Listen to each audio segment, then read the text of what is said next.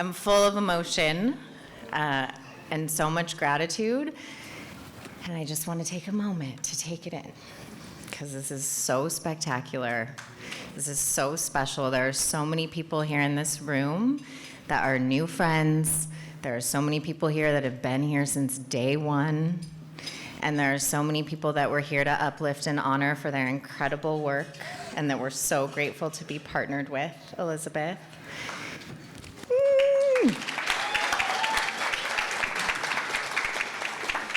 Hello, everybody. So many beautiful people here. Regal even, all of you. My name is Yaski, and I've been a part of Freedom for Youth since the beginning, as Billy said, when we were just a shoot-off of a Toastmasters model, focusing on public speaking. Then we thought about leadership, communication, and then all of a sudden, inside this hyper-masculine place called Los Pretos Boys Camp Juvenile Detention, where the last thing you'd want to share is some kind of personal vulnerability about who you are, where you've been, or where you come from. That was the beginning of Toastmasters. So I remember meeting in the camp, going to that group. Oh yeah, there's a girl there. There's not a lot of girls when you're locked up. And here's this wonderful woman there who had a vibrant heart for service, for youth, and for each and every one of us. And Manny and I, who have stuck by her side through the years, we've seen this grow. I told a couple people today, when you're a part of something for 5 years, 10 years, as time goes on and it grows, you come to a gathering and there's faces of people you don't know that are heavily involved, just as you were or are currently. And that goes to show you how things can change. How has Freedom for Youth changed me? I got into Mayo Clinic this February, Alex School of Medicine.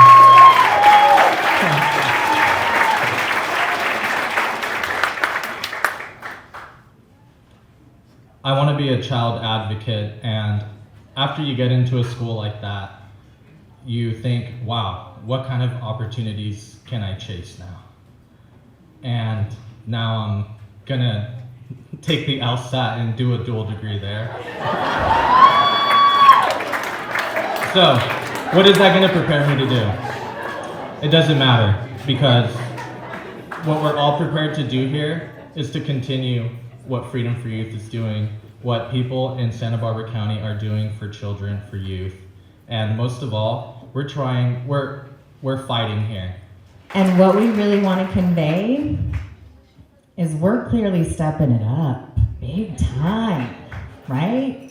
I know some of you have been to our other events, and this is the most beautiful big one we've ever had. And with our new amazing, incredible partnership and merger with the Teen Legal Clinic, we're gonna call on every single one of you in this room. Because to do this work, we need all of your support. We need all of you to join our Freedom for Youth family. We need you to get your friends and your families and the whole community. Because in Santa Barbara, there should be no reason why any child is at that horrible maximum security prison for kids, the Santa Maria Juvenile Hall. And if we all starve that system, we can burn that place down.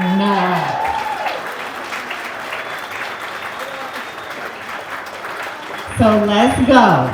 Enjoy your dinner.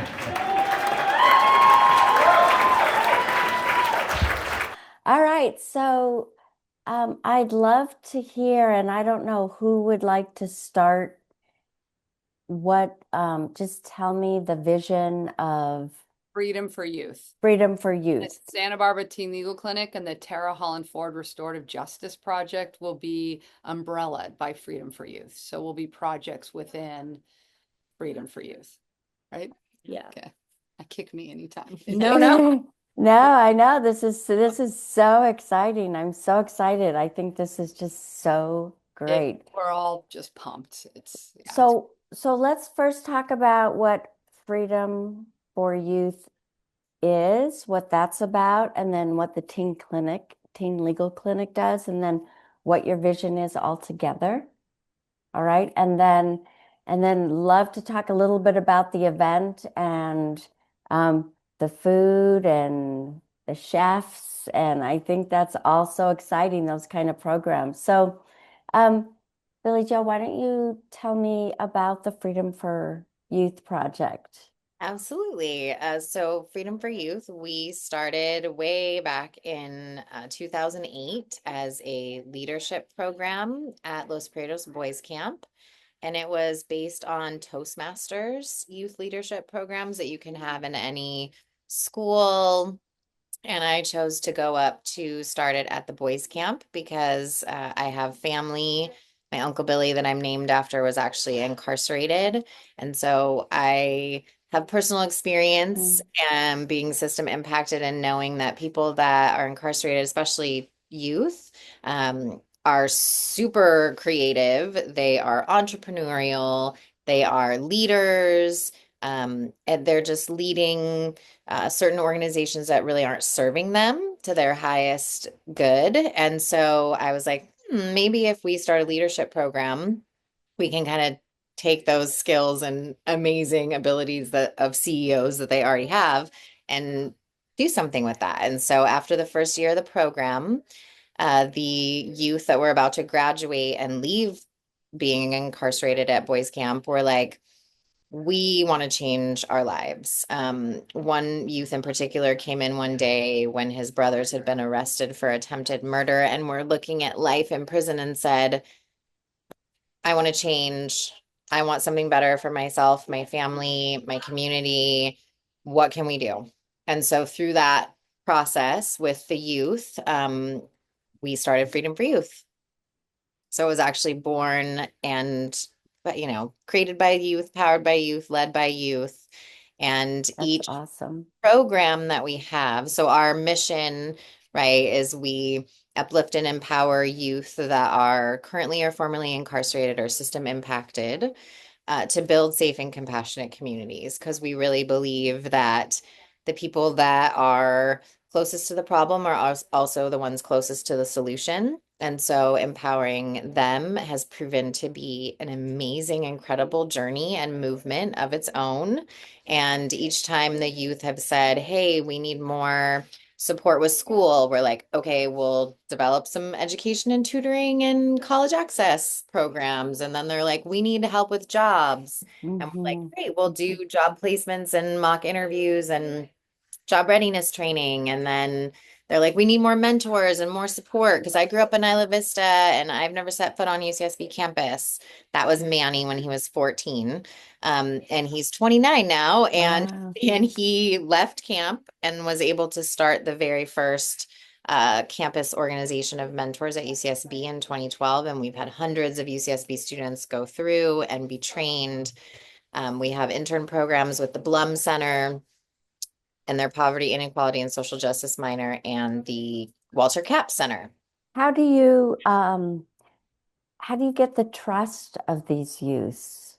Well, that's the beautiful part is like because they started it Yeah, and they yeah, tell us what to do and then we make it happen, right? I see. Yes, we'll get some mentors. Yes, we'll do education. Yes, you need your own mental health counselors. We'll get mental health counselors with lived experience. Yes, you need help with lawyers and so anything that they've needed, we've always shown up for them and then have just been really consistent. We're also relentless in our outreach. So, Hmm. as they slip a bit or slide back, we're there to Catch them pick and them up and catch them and our continuum of care is super amazing too because we are inside the facility, we're with them on the outs, and then even if they go into our adult system, county jail and prison, we continue to be with them throughout that entire process. so how many people encompass your organization as Youth for Freedom before Teen Clinic? Yeah, so we, as far as like employees or like how many youth we serve. Both. So how many youth do you serve and how many employees or volunteers does it take to serve all of those Yeah. youth? So, I just did our annual report, so these numbers are super fresh in my mind. So last year we served 700 and, or I'm sorry, 517 individual youth. But that number doesn't quantify family members, siblings. We Mm-hmm. count that person as one because we don't like to um, overinflate or make it seem bigger than it is, even though it is bigger than it is. But we count that as one person, even though it's a family unit. And we had 92 interns and volunteers last year. Wow, nice. Um, and these are, really dedicated. They're not just showing up one time. They're facilitating programs, mentoring kids at the center, working a catering event, working our event on Friday. Yeah, but I want to bring in Jody and ask Jody with Teen Legal Clinic what you do at Teen Legal Clinic and what your vision is overall with Freedom for Youth. Right. So the way that the Santa Barbara Teen Legal Clinic started is it was actually built off a public council down in Los Angeles, which is a huge public interest law firm. But I graduated law school, came back to Santa Barbara, and realized we didn't have anything like this. So initially, we had two main goals. One was to offer pro bono services, which is Hmm. free attorney, free attorneys to children with certain issues in certain areas of the law. We didn't want to duplicate services. So, like if you had a right to a free public defender, we didn't do those criminal Hmm. matters, but we did a lot of guardianships, immigration, school issues, suspensions, expulsions, special ed. I'm trying to think. We're just answering you some questions. We worked with Noah's Anchorage a little bit for with children homelessness and just rights and and all of that. And then the other aspect was to teach youth about their legal rights and responsibilities. And we originally did that through the street law program, which came out of Georgetown Law School, but Tara had actually taught it up at the juvenile hall in San Francisco. So we did that for a while in a lot of the continuation schools and at the Boys and Girls Clubs. And then we would also have groups like Primo Boxing, if you remember Primo Boxing. Their clientele would submit 10, 15, 20 legal questions to us. Tara and I would design a presentation around it, and then we'd go in and answer their questions. Um, One of the magics down in public counsel was they were actually in the schools and would have these clinics where the kids could come and ask legal questions. Hmm. We started that at the Boys and Girls Clubs initially, and that's kind of my true love is just be there. And we got questions. How do I go to law school? Anything, so and so's fighting with who? Like, what do we do? Like, everything, just running the gamut. And that's where they could say, I got a ticket, something like this. So something that didn't rise the level of a public defender, but they had questions about it. I Or see. or if Yeah. an officer stops me, like, am I free to go? All of that. But it was much beyond even just civil rights, just Hmm. legal questions. And that, unfortunately, is we just got busy or we're grassroots board. We just did it because it was the right thing to do. Um, that is one of the things that I've tried to reinvigorate. And I love that because not only can you answer those questions, but you can put these education programs on. You can have a whole group come and put these education programs on. And one of the best fits with Freedom for Youth is they have that clientele and they have people constantly coming in with legal questions and Hmm. running the gamut. And so I was actually I've even told either of you, I was at a meeting right before this with one of the biggest law firms in Santa Barbara, pushing them to push their attorneys to do pro bono work. The bar wants us to do pro bono work. Yeah. They just can't force us to do it. So that's one of the big things is I'm like, give us your human power and let us use it. So things like that. And the way public counsel would do it is it would go to the big law firms and say, give us your first year attorneys that you're not ready to cut loose in some huge PI civil case, but let them get their feet wet, with us, and to do an expulsion hearing or sit in court and not necessarily even be an attorney, but be an advocate for somebody, just to understand the language. I mean, legalese, it's a whole separate language. So just to explain certain terms, certain processes, just to stand behind people, to know they're not Great. alone, and so that to me was one of the most attractive things of us merging, because they've got the kids that have the questions. Yeah. Can we just say quickly who Tara was and how she's involved so Sure. we know? So Tara was a criminal defense attorney, who I met when I moved back in '99, and she saw firsthand how broken these systems were, especially for juveniles. She did adult and juvenile, but her love was juvenile. Way before anybody was talking about systemic racism, broken systems, that our prisons are now our mental hospitals. She knew all that. She was boots on the ground, and she was always looking for transformative change, something to make a absolute difference, in these people's lives. And she gave even beyond when it hurts. She was still giving. She was just one of those people. So between her and I, which were the two main attorneys, Diana's not an attorney, but we just basically handled any case that came to us. We figured out what to do to help these families, and we did that. So that's a little bit about, Tara. Then she's been gone 4 years this July. Isn't that crazy? John told me that. Doesn't seem possible.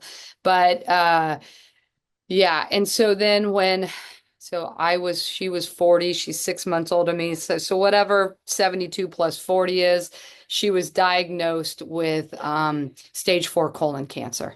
And they gave her 6 months to live, and she lived over 9 years. That was kind of her spirit, her fight. Sums her up. Right? I mean, it really does. So you tell me what, up yours, though. Yeah. But even in her last days, and I was with her in her last days, she was like, I'm not ready to go yet. Like, there's still so much to do. She's the one that met Christy Stillwell, because I forget how Christy's got this story, but it was a case with the district attorney. And either it was Joyce Dudley. So either Joyce Dudley reached out to Christy, or Tara reached out to Christy when they thought there was something better they could do on this case than the traditional systems. And that was the first restorative justice. And they resolved this. And it was a horrific case. I mean, I want to say the violence involved was horrific, and they somehow managed to get it through the restorative justice process instead of the traditional system, where the kid probably would still be in some institution here. Billy Joe, have you talked? Have you talked with any of your youth? What do they feel about this merger? Do they know yet? Yeah, so the youth that built the organization with us are now a part of our lived experience executive division. And they still continue to guide the organization and tell us what to do. It's all the same boys that we need this, we need that. Yeah, And they're still good. involved. And I have now started to communicate it with them, and they're over the moon. Like, everybody wants to help, but they don't always know how either. And we've got such a great community that we just have to tap into this. A lot of people don't want to step outside their comfort zone. Like, I'm a workers' comp attorney, or I'm a tax attorney. I've never gone into family court. Well, with the right amount of support, you can get people to step out of that a little bit and to give back. And all of those are what makes Santa Barbara the incredibly special, strong community that we are. This is all so exciting. I only see great things. There's just so much opportunity here for the organization, and then, of course, for the youth.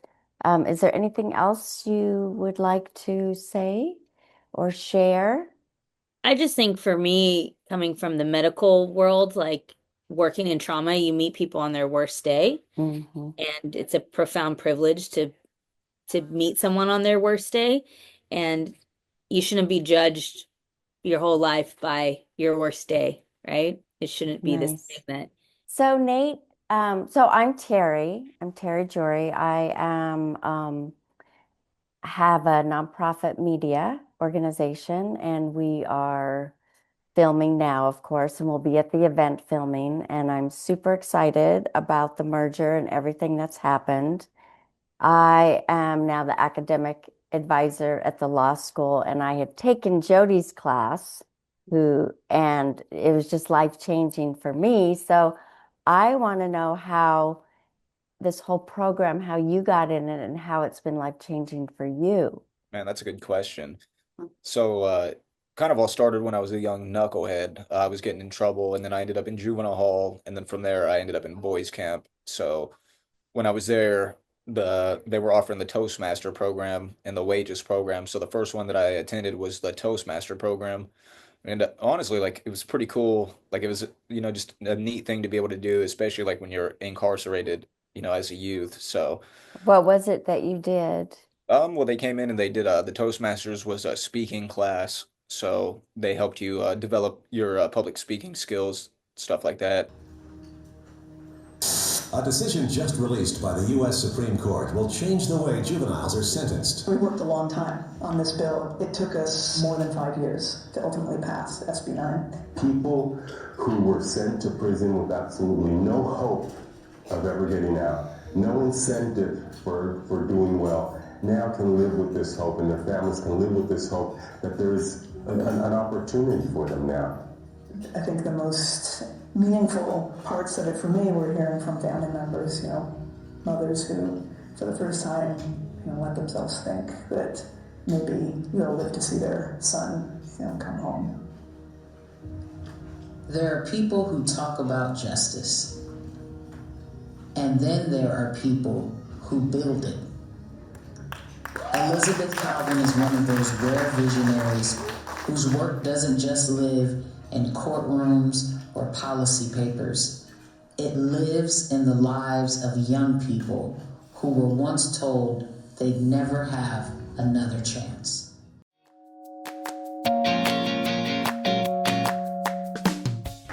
This is about existence. So love us and we will love you, and let our tree grow. So it would expand and become like the earth. It will never grow old. It will always grow well, and it will grow high. We need people to come together and ignite in love. Right, Elizabeth? In compassion. Freedom for youth! We thank you so much for taking your time, your life, and your way. But we're going to bring up some really special people. These young men here, you have to know them because they are the future. These young women here who go with USCSB, they are our future.